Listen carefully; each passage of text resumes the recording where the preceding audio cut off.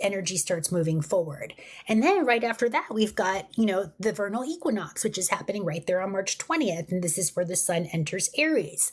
So again, our sun is where we've come to shine our light and to be seen. And in Aries, it's the first house. It's the I am presence.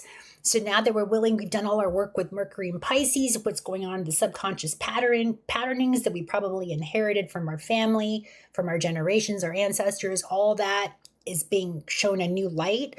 You can actually now see yourself and others in a new way, right? Like I had been really dealing with and struggling with this whole jealousy, envy thing for a long time. It was just part of my matrix. And again, part of my ancestry, and I had to deal with that. I had to deal with the wounds of that.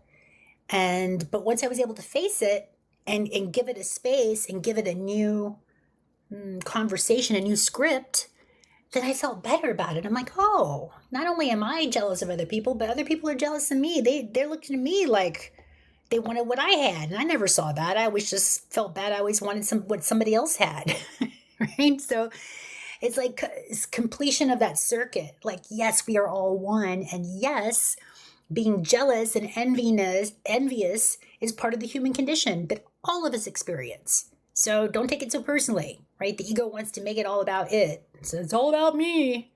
It's Aries, again, and it's disagreeable. And in some regards, it is about you, but it's also about the others. This is also the axis of Aries and Libra. It's also about the other. This is why we need the other to give us feedback about ourselves, how we're acting, how we're behaving, right? So the other will show us the feedback if we're really loving ourselves enough to be in an intimate relationship. And so, this stuff gets deep, but it's important work because as we start moving forward again, it's a new beginning of a new astrological year, a new season, really the beginning of 2026. And so after that, on March 21st, we've got Mars in Pisces, trine Jupiter in Cancer. Again, this is an opportunity to heal the wounds from our ancestors, to really have a new periphery of our relationship, our inherited programs, beliefs, sense of identity, sense of self-worth, especially if like for the feminine aspects, if you have a mother and you learn to be like your mom, but she didn't have self-worth. So you learn those as well. If your mom was very competitive, maybe you learned to compete. If your dad was a certain way, for masculine, you inherited these behaviors, these patterns.